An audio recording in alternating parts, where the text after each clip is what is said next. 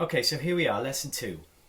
Lesson 2, I'm going to show you the other two chords in the left hand. We're going to stay with the left hand. C, E, G, A, C, E, G.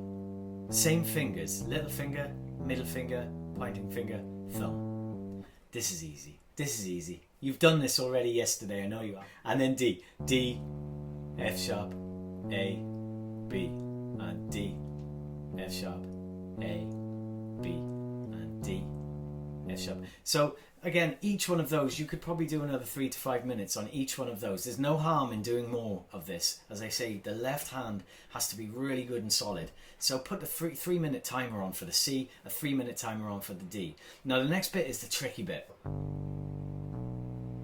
Now here you're gonna thumb, middle finger, C, okay?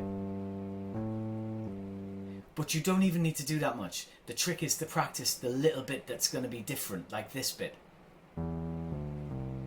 That's the real money shot there. Because you can play the rest of it. This is the different thing here. This is the different thing that you're doing. Or you could do it from here if it makes it easier. Just go from the G, just to orient yourself. And don't go any further, just that much. And likewise, when you come from the C back down to the G,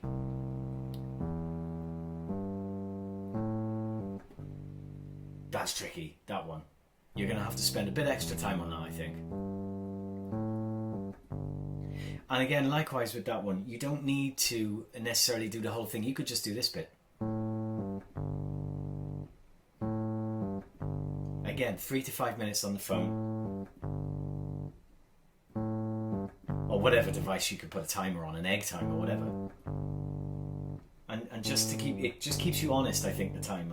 Whenever I'm trying to work on a concept that's physical, I find the timer, at least I know, and also then you're not doing too much as well, because sometimes you do need to take a little pause, otherwise your mind will drift a bit too much, and it is important to try to stay relatively focused.